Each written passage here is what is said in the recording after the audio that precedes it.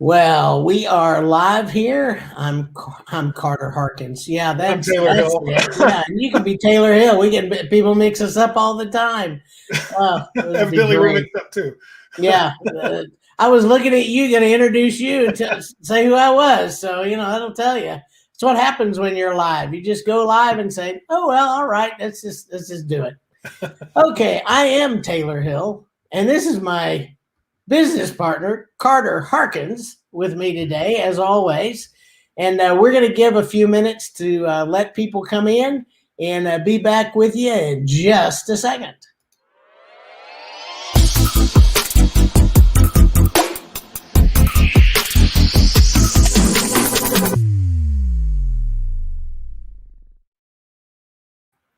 Okay, that's cool.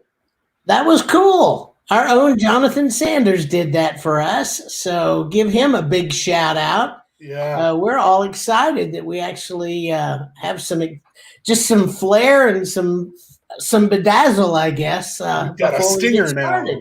now. Yeah, no, that's awesome. Jonathan did a great job. He's our video guy here at Spark Marketers, so I know he's been working on that, but it turned out really, really good. I'm pleased.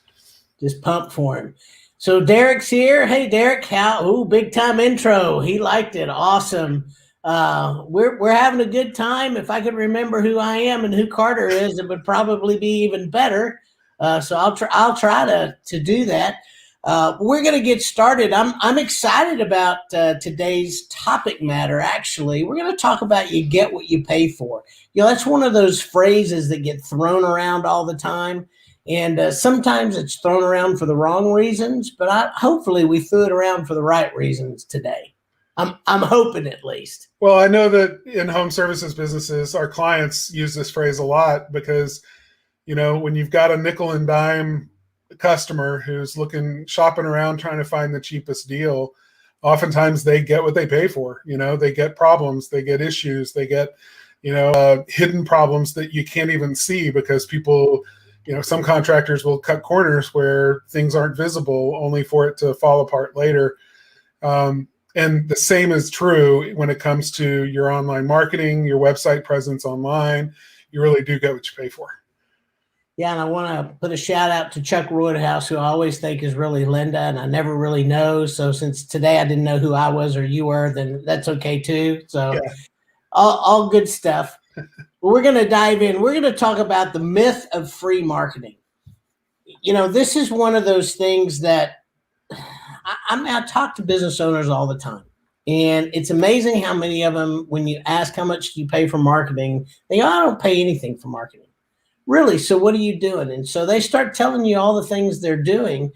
And yeah, they're paying. They may not be paying dollars, but they're paying with time. They're paying with effort.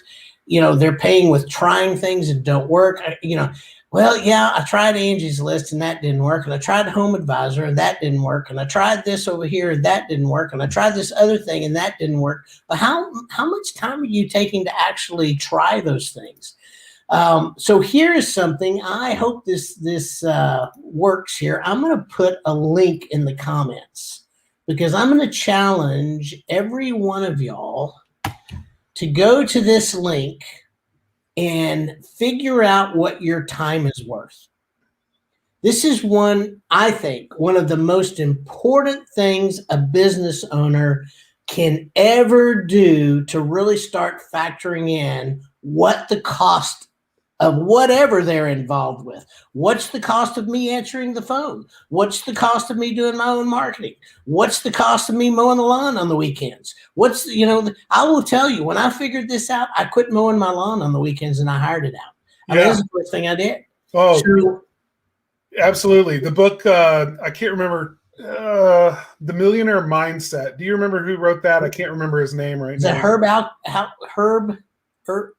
Yeah, I don't remember. I don't know if that's the one or not. Yeah. So anyway, I'll look it up while I'm talking. But in The Millionaire Mindset, one of the things that the book is all about research done to see who, or like what it was that that millionaires had in common with one another. Like, what is the mindset that they share? It's Thomas J. Stanley is the one that There wrote you it. go. Okay. What is it that they share in common? And the way that they think about problems, the way they think about opportunity, the way they think about their personal life and business, and when it's what risk and all of those things. But one of the things that they all shared in common, those people of high net worth, right, as defined as having $1 million in the bank or more of assets. One of the things they all shared in common was none of them would waste time doing things that they could pay someone else a reasonable rate to do for them, so that they could free up that time to do the things that only they could do that created their wealth, right? So whatever that was, whether it was running their business or doing their job or making more sales or whatever it was, if they could pay somebody to change the oil in their car, if they could pay somebody to mow their yard, if they could pay somebody to, tutor their kids or whatever, then that's what they did, because it was cheaper to pay someone else to do those things, to free up the time to focus on the things that really made them money. And so I remember reading that years ago, but then when we found this calculator, the link that Taylor just shared, I actually went and did it, and I shared it with Taylor too, because I was like, man, this proves right here like what our time is really worth. We need to quit selling ourselves short and thinking like wage earners. We've got to start thinking like, business owners that own $1 million, 7-figure business. We've got to start realizing that our time really is worth more. And this is how we know what it's worth. And we both did it. And it was like, oh my gosh, yeah, I need to start really thinking differently about the way that I spend my time. And I got to quit controlling everything. And I got to let other people do for me and be willing to pay them for, to free up my time for other things. Yeah. So I'm just curious, while we're talking about this, if you guys have ever done something like this and just calculated what your time was worth, just say yeah in the comments. That would be awesome. Would like to do that. And Carter, if you could get that link to that book from Amazon and stick that in, that would be fantastic as Doing well. It right now. Yeah. So the point here is what we think of as free is normally always attached to a dollar, to a coin of some kind. And I want you guys to start thinking of your time, the effort, the value that you have, even time away from your family. Those are all costs that we pay when we choose to do certain things on our own. And again, this is not just about marketing. I know a lot of people that do a lot of things that they should hire somebody to do. And the vast majority of them have never stopped to really calculate and figure out what their time is worth. So that's fantastic. So I'm going to grab over here. I just got a Slack from Carter. Don't you love this in real time? This is what it's all about. Yeah, our system isn't letting me post for some reason. I can't post comments. Yeah, I bet I can. I bet it'll let me do it. So let me do this real quick. I just want to make sure that you guys have access to this book. It's a great book. I probably need to go back and reread it at some point. And that'll be awesome. So the next thing I really want to talk about too is, because I get this all the time, what in the world should I pay for? How should I, if I'm doing everything myself, how do I start making that shift? I can't tell you when to not pay for your lawn being mowed, and if you like to blow the leaves down or clean out the deal, that's fine. When do you need to get your gutters clean? When do you need to pay for those kind of things? I can't make that determination for you, but what I can do is kind of help you determine for yourself what you need to pay for in an order that I think makes sense. Okay. So Carter, I want you to, because you're really our website guru here. So if I was looking at this like in an order of priority, the first thing at the top, and I think you would agree, is putting your money into having someone build you a website that converts, not just a website, but one that actually converts. And the way I define that so there's a lot of ways, right? Like we get tired sometimes of hearing other marketing companies talk about traffic and talk about page views and unique visitors and those terms that used to be industry standards for knowing how many people were coming to your website. And I mean, it still is. It's how you know how many people came to your website. But in terms of when you start to talk about conversion, right? Like a website that actually does something for you, a website that just gets eyeballs but doesn't get you phone calls is not a website that converts, right? So we need a way to understand more than just the marketing company that says, well, here's how many page views you had last month. We need a way to understand how many of those page views actually turned into phone calls or web form submissions or text messages or chats or any of the other ways that you provide to your customers for them to be able to contact you to start the conversation about services. So oftentimes the marketing company doesn't have that information. We'll talk a little bit later about some systems and things for communications that start to give you insight into that. But you need to know whether or not the website that you have is actually creating conversions for you. And you won't know that unless you're asking the right questions about how that website is performing. And that means just the basic, whoever's answering your phone, your CSR, needs to be asking at least the question, so how did you hear about us or how did you find us?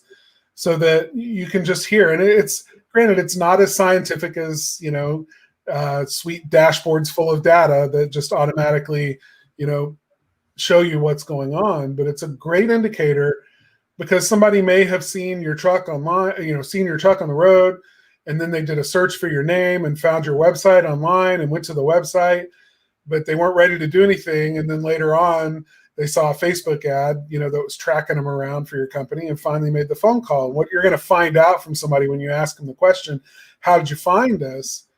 Some of them will tell you that entire story that I just gave you, about how it started on the road when they saw your truck and ended up with a Google ad and all the steps in between. Some people may just tell you part of that, but you're going to get a feel for, a better feel anyway for how people are finding you. And your website is a part of that story. And you need to know when it is a part of that story because that's part of the conversion process. It's your website is a convincer of the fact that people need to contact you for their service needs, and you need to know if your website is involved in that transactional process. I think the other thing to know too about websites and about the data around websites, one of the things I see a lot is people don't understand analytics well enough to be able to filter and to filter out some of the things that don't matter. I remember when we used to have, this is way back when, we had an e-commerce website, and analytics was really built for e-commerce. Every time you make a sale on the e-commerce site, it actually shows conversions and shows your percentages. I mean, it is fantastic for that. The problem with home service businesses is twofold. Number one, our e-commerce business took business from all across the United States. So we wanted all US traffic to be seen. We wanted to see that. Well, if you don't limit your traffic, and what I mean, the filtering of the traffic, then everything from all over the world actually comes into that site. So if you're just looking at all traffic, you're looking at all the traffic that comes in, and you'd be surprised how many people from, China and Russia and Bulgaria and Brazil. And I mean, it's nuts how many people are on websites. So you need to make sure that whoever you're working with is filtering that out to where it at least is at your state, or if you like, we have clients before that sit kind of on the border. And so we have 2 states, and I've got one that's got 3 states that they kind of are in. So you can't like filter it all the way down so much that it's just your little bitty, circle of pie, but you can do it to where it makes more sense. So that's one of the things you really need to look at. I want to clarify that you're saying filtering the reporting, not filtering out people from Correct. Japan coming to your website, because you can't do that. No. You have a public website. Anybody with that web address can come and visit your website, but somebody from Japan is not going to hire a home service company in Boise, Idaho, or San Diego to do a job. So you don't need to see the traffic that comes from Japan or Hong Kong or Brazil or whatever. So that's what you're talking about, is limiting it in the reporting, right? Right. It's in analytics. There's a way that you filter that out so that what you're seeing is actually the traffic that matters. One of the things Jerry just put, nothing like bad traffic that are dead ends. And it really is. It's a dead end traffic. They come there, they're looking around, they get on your traffic. Who knows how they get there or what they're looking for. But the reality is you only want to really see the traffic that's going to matter. So, I mean, I've seen some things. The other thing about traffic and the stats on the analytics, they're only as good as whoever's interpreting them. I mean, that's the other thing. I've seen people take analytics and what I look at is what I deem is really important. They're over here making something else that really doesn't matter for a home service business sound really, really important over here. And it really frustrates me because, you know, whoever you're working with, y'all need to come up with a list of things and the reasons why those things are important. And those are the things that you want to see on a regular basis, you know? And yeah, Jerry, you're right. A company that reports bad traffic is part of the performance report. You don't want that. You want to make sure that the traffic that you see is the traffic that matters to you. Tom says most of those are bots from what I've read, just scanning the site. So I'll just mention that we've seen in our reporting up to 40% of the traffic that comes to a website in any given month is automatic, like what they call bots. Okay. These are just servers that have the primary job of crawling your website. And that means coming to your website and seeing what the content of the page is and the code is. Some of it is malicious. Some of it is just for indexing purposes and for gathering data on the web. And so they were following links from one place to another place to another place. Your site was in that chain of links they were following. And so you got crawled by a bot. And 40% of that traffic, and from all over the world, including the US, including your own hometown, can be included in that. And so stripping out as much of that as possible is the job of a well-trained analyzer. And you know, if your marketing company knows what they're doing, they're never going to show you traffic that includes all of that stuff. And if they are showing you traffic that includes all of that stuff, you have to assume one of two things. Either one, they don't know what they're doing, or two, they're trying to pull the wool over your eyes. Yeah, and that's just that's the brass facts. I mean, that, and either way, neither one of those things is good. I mean, they can always learn how to do it, and that's the best way to go so that they know to give good information. And I want to thank Mark Hudson for liking us. Thank you, Mark. I really appreciate it. Yes, I can see that, guys. I figured this thing out. So if you want me to call your name out, just give us a thumbs up and like us or ring that bell that our guys keep telling us about. I still don't know what the bell's about, but okay. Oh, I thought you meant you were going to call their name out if they didn't like it. No, I wouldn't do that. I love everybody too much. And thanks, Linda. I think it's Linda or Chuck. I know both of you guys have figured out how much your time is worth. So thank you for putting a yes in there. I really, really highly, highly encourage all of you guys to do that with that link back there from it's clear. What is it? Clear.org? It's clearerthinking.org. Clear thinking. That's it. Yeah. .org. Yeah. So I want to talk a little bit because a lot of people know that my background and Carter's background both is video and film. So before we got into the marketing business, both of us independently actually worked in video and or film in different ways.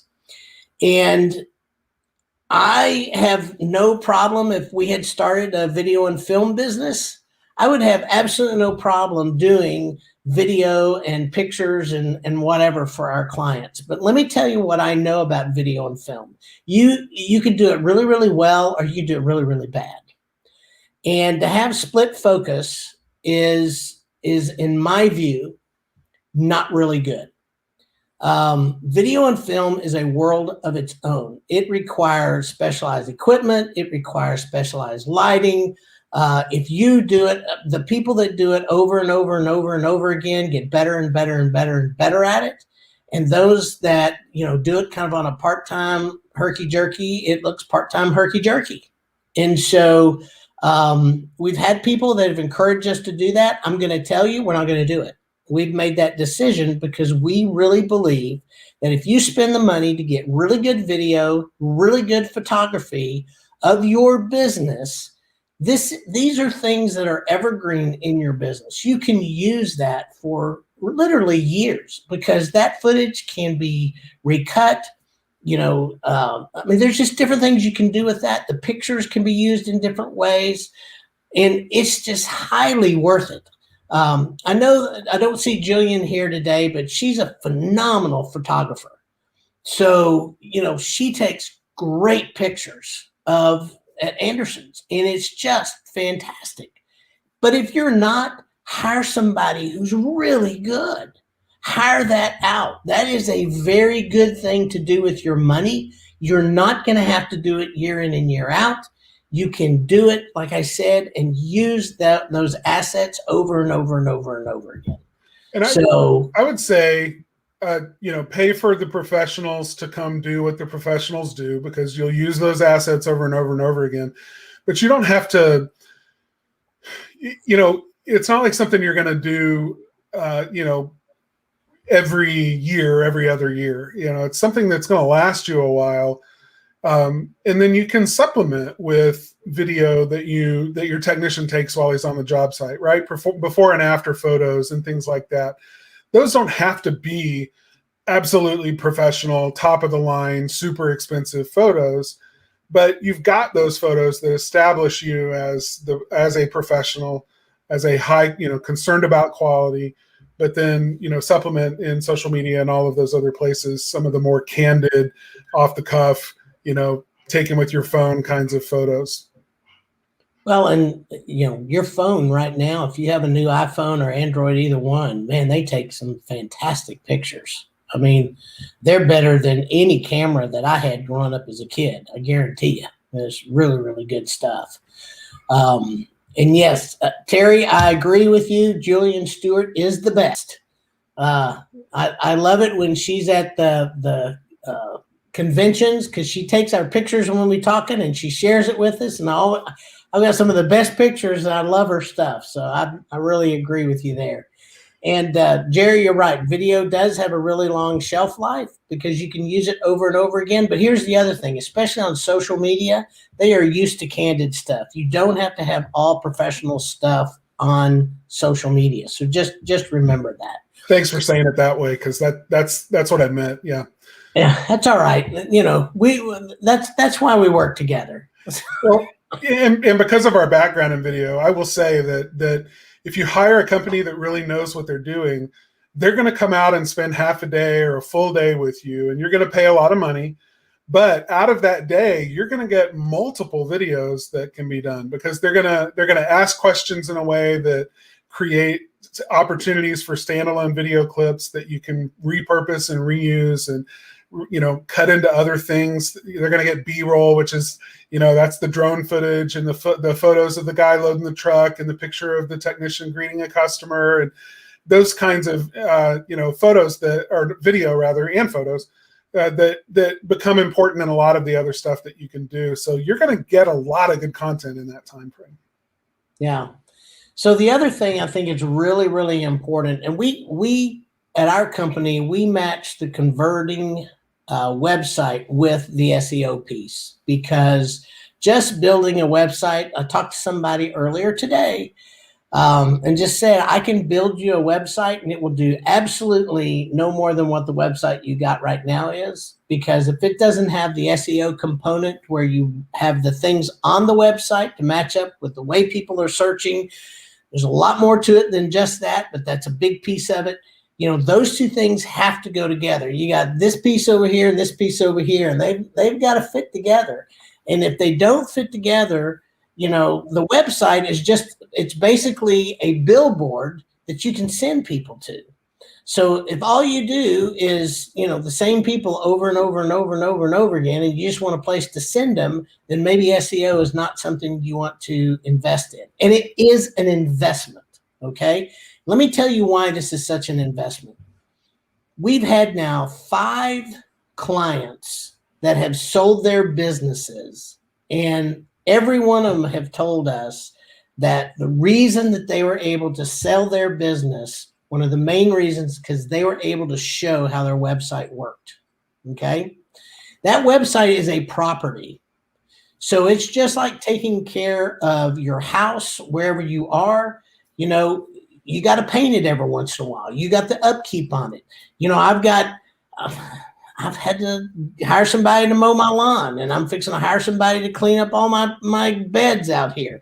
I mean, it's the stuff you got to do. It's the same thing with your property. That's this thing called a website, because search engine optimization, while it is very basic, and once you get it really, really good, there are things that change around it from time to time. You also have the optimization of your Google My Business right now, which is your maps and your maps listing. There's some other optimization pieces that are going to be happening that we kind of see with this core web vitals. That's something that's coming up. And we're looking at it right now, and we see that there's going to be some challenges with some people, with some things on that, and we're going to have to overcome that. So there's always things shifting. Google's doing things, Facebook's doing things, everybody's always doing things.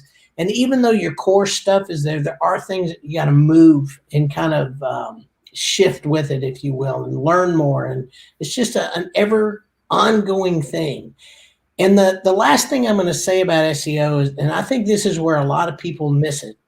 And again, it goes back to traffic. If I bring you 10,000 people to your website a month, most everybody I talk to would be ecstatic. But that's not the goal. I would much rather bring you 100 buyers.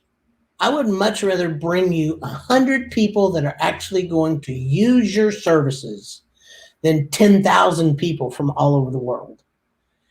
That really is the value of really good search engine optimization, because we've defined who you want, we've defined who your perfect customer is, and then we want to match up what's on your site to the way that customer searches. And it's not always, exactly, but we want to get as close as we absolutely can so that we bring you who you want. And if you're working with a marketing company that's like that, keep them, because I'm realizing there's not a whole bunch of them like that. I mean, that's been my biggest surprise, because I just think that makes sense. It's the longer we've been doing this, and the more expertise our employees have in SEO, what I'm realizing is that SEO expertise, those people that are who understand SEO, all they want to talk about are the mechanics of how it works and the tactics that are used. The people who have mastered SEO, and the more and more that I listen in on the conversations with our employees who do SEO inside of our business for our clients, they're not talking about the tactics anymore. I mean, they've already mastered the tactics. What they want to talk about now is the qualitative stuff, like what kind of customers do you really want? And, do you want more of this kind of work, or are you really trying to promote this sort of service? Because what a master of SEO realizes is that with SEO tactics and mechanics and stuff, what they're capable of doing is artful. I mean, it's truly masterful. They can paint a picture with SEO that gets you exactly the kinds of customers that you want to your door, get them to convert, get them to, turn into a phone call and turn into your next best customer. And they can begin to craft a business for you that looks a lot more like the dream business you want than just taking in the price shoppers and a whole bunch of people that live in the outside areas that you don't really want to drive out to serve anyway, right? I mean, you can craft the business you want with SEO. And that's what I'm really starting to see in our employees, is that that's the way they talk about using the tactics and the tools and the strategies that SEO provides. So it's a very valuable tool, and there's a lot to it, and it's expensive. That is what most people pay for on a monthly basis, is search engine optimization, just hands down. The other thing I think that I want to talk a little bit about is ads, whether they're Google ads, Facebook ads, Instagram, Yelp, YouTube, whatever the ads are. I'm going to go back to the analytics piece of this. One of the things that I have seen over and over and over again when people show me the back end of their ad set, when I talk to them, you are able to go back and actually set what you think is a conversion. Okay. If somebody says that time on site is a conversion, I don't know about you guys, but just because somebody lands on a page from an ad, that does not equal a conversion. It's just not. If you're going from a Facebook ad over to a landing page and they don't click on in and either schedule or call, that is not a conversion. So be careful when people are showing you what the conversions are and what they aren't, to make sure that they are showing you what a real conversion is. Time on a page isn't a conversion. What's the other one we get? I went blank for just a minute. How many pages they visited? Yeah, how many pages they visited if they go through a site. Chuck Roydhouse, same truth in your business numbers. Top line is vanity, bottom line is sanity, and cash is king. That's Chuck. I love that. I love that. I know that's Chuck. I'm totally stealing that line. That is beautiful. That is. I've always heard it this way, that wannabe successful entrepreneurs talk about revenue. Successful entrepreneurs talk about profit. Yes. And that really is what you need to know. And the whole goal of your marketing company is to help you build the business that you envision. Whatever it is you want. That's what the marketing company is supposed to partner with you to actually get you. If you're not getting that, then you might not be with the right marketing company. If you are getting the business that you want, then you are probably with the right marketing company. So this is not about bashing anybody, but it's about educating the business owner so that you as a business owner understand that just because a marketing company tells you that this is a conversion doesn't mean it's a conversion. On the other hand, let me go here. A marketing company's job is to bring you leads. Once you get the lead, which is when somebody picks up the phone and you now have contact with that person, the marketing company's job is done. Okay? Now you got to close it, because I can't do that piece for you. Okay. Once you get the form filled out and it's in your hands, now that is up to you. And the reason I'm saying that is because I also get the opposite. Well, I didn't close that deal, so it doesn't count. No, that's not fair to a marketing company. It's not my job to close the deal. That's y'all's job. It's your job to get the right employees in that position, or if you're the one on the phone to do that, whatever that is, that's your job. Once we've done our job, there's a handoff that happens in there. So just understand that whether leads are coming from, no matter how that works, there's a place for a marketer, and then there's a place for the closer. And those are two different things most of the time. So, I like to be really, really clear so that people understand what you're supposed to get from a marketing company, but what a marketing company really cannot do for you. But they mesh, right? They do. So the more information you share with your marketing company and your account managers and the people that are strategizing for you on the marketing side, the more you clue them in about the way you sell, your sales process, and the way you serve your customers, the better your marketing is going to be, and the more dovetailed it can be with those sales efforts to where you're getting more yeses. And like Jerry just said, conversion from the call that we send as a marketing company into the invitation into someone's home, right? Like the first conversion of getting the opportunity to now go into their home, and that's the first sale, right? Is getting the appointment. So the more you communicate with your marketing company, the more they understand how they can partner with you to give you exactly those opportunities that turn into sales more often. Yeah, I think that's really, really valuable to know that. So no matter where you're doing your ads from, I mean, some people get great results from Yelp ads, Facebook ads, Google ads, local ads, if you're able to get those. It's not about that, but it's understanding that when it converts, what that conversion really is, so that your eyes are wide open to, are you getting what you pay for? Which is the other thing. Yes, you got to pay to play, but are you getting what you're paying for? And you need to make sure that you're doing that as well. So the next thing I want to talk about is social. And this is one of those things that people are like, social is totally free. And it's like, no, it's not. It takes so much time. Oh my gosh. Again, go back and figure out what your time is worth.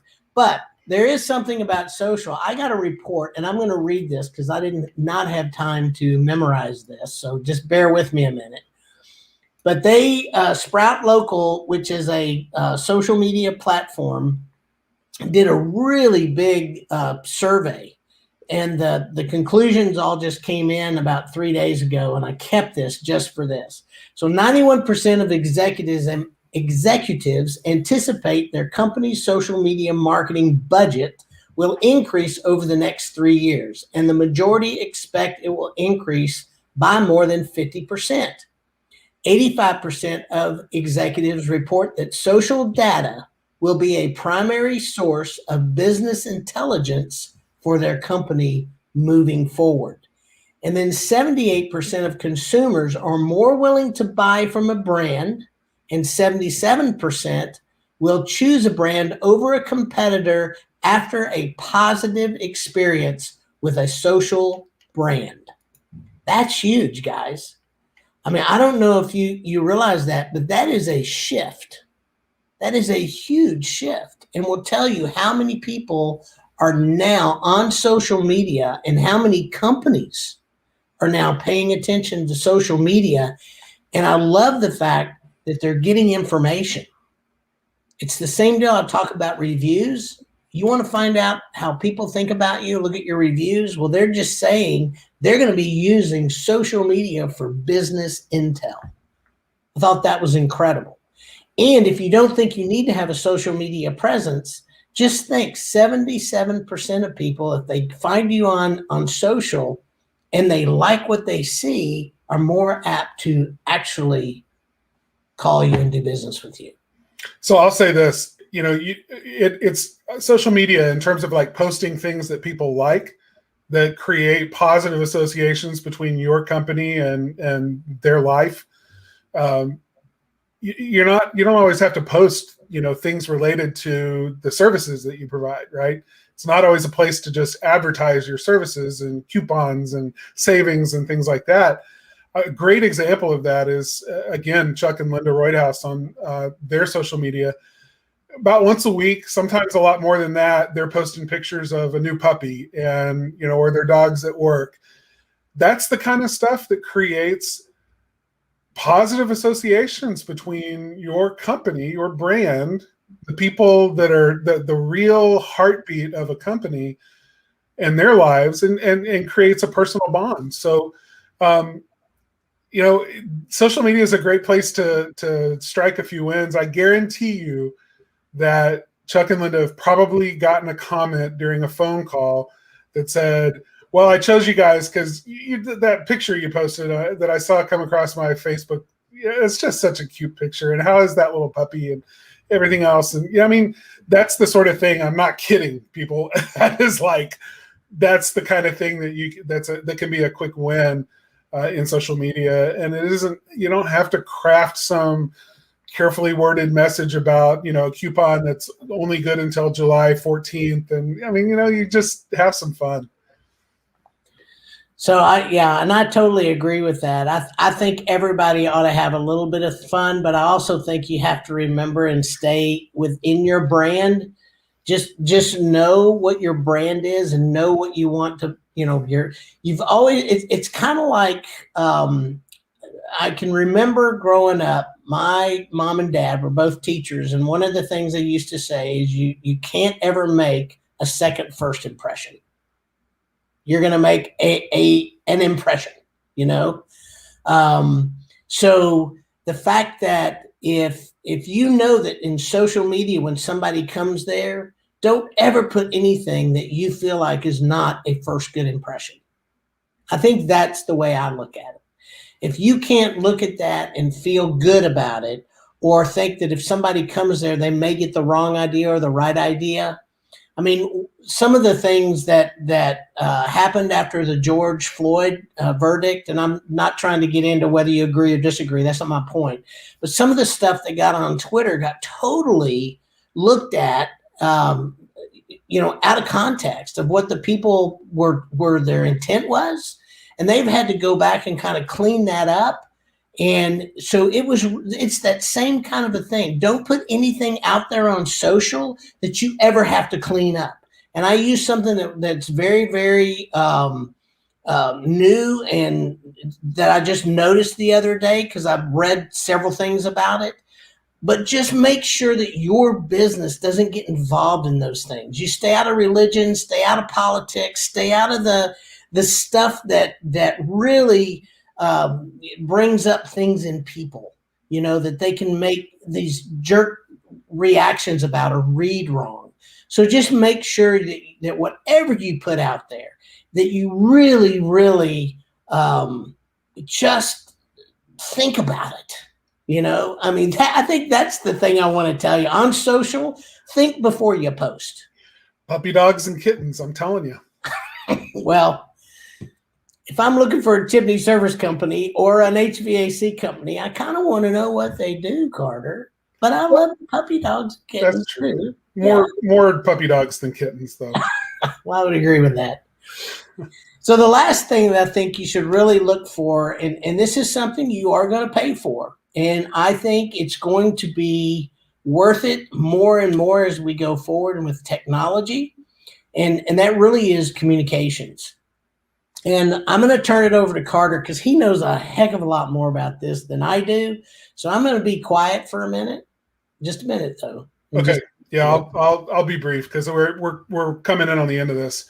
Yeah. But it's the philosophy here at Spark Marketer that all of marketing is communications, and you can't think about marketing without thinking about communications. And so we tend to go a little bit further than most marketing companies do in terms of asking our clients about how they answer their phones and what their email says for a confirmation email, and do they follow up after the proposal, and these kinds of things, because we know that every one of those points of communication throughout the customer journey is a chance to make it or break it, right?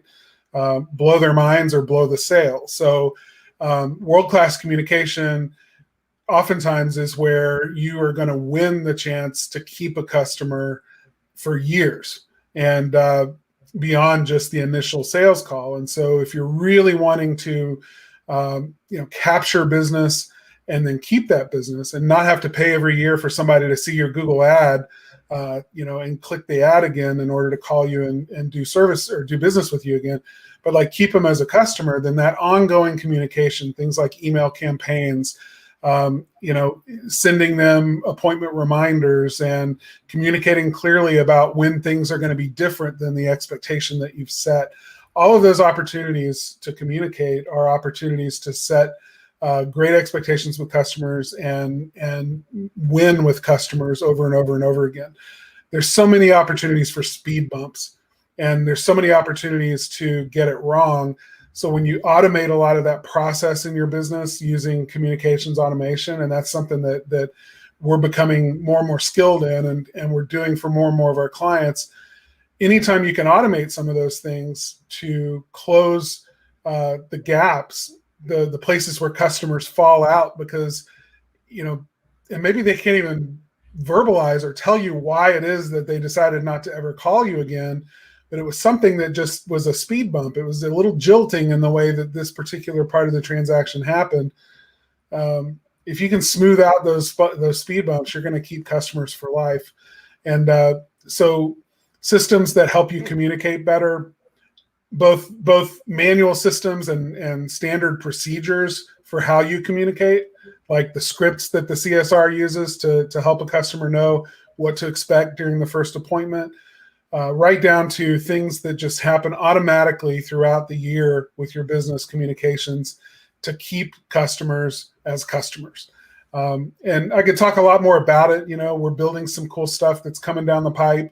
We've built things in the past and still have those things working for a lot of our clients.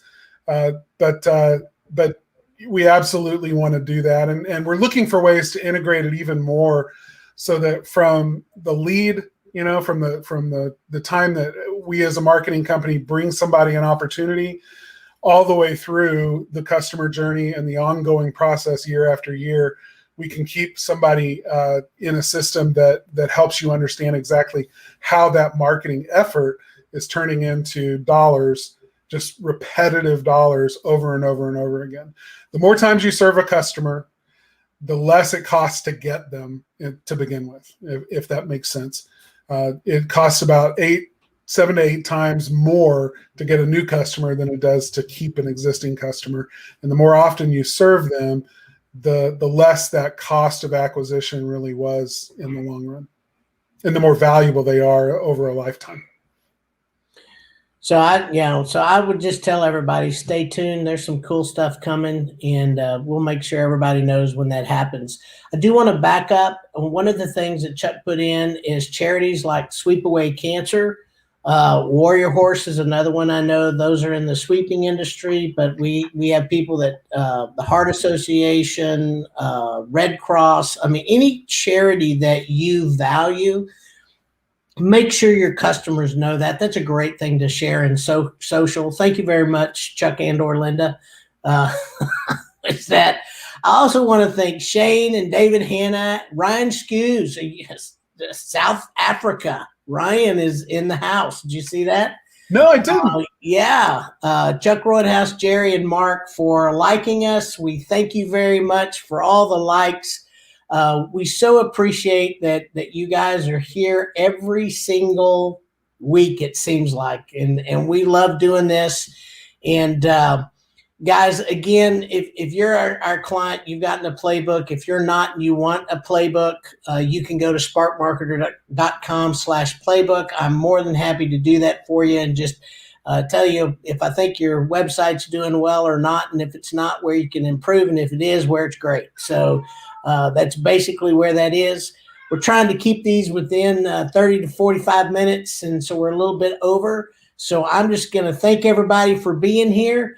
If you have any comments really quick, anything you want to add, please do, because I'm going to shut this out momentarily. Well, real quick, are you going to tease next week? Oh, well, I guess I can. So let me just tell you what we're doing next week. We're going to continue this conversation and kind of build on what we've been talking about your budget, your marketing budget, and that strategy that you want to put in place and how much that's going to cost, and actually budgeting for it so that you can really get what you want out of your marketing. So we'll be talking about budgeting. That's one of Taylor's favorite subjects, so it's going to be good. You want to make sure it's going to build right on top of what we've just talked about today. Thanks for that, Carter. So we will see you guys later. Yeah, Ryan, good to see you too, man. Yeah, man. Just been a long time. Hope you guys have a great rest of your week, wonderful weekend. I hope the cold goes away and we have a really nice spring, at least for a day or two. Be awesome. So have fun, and we shall see you next week. Bye, everyone.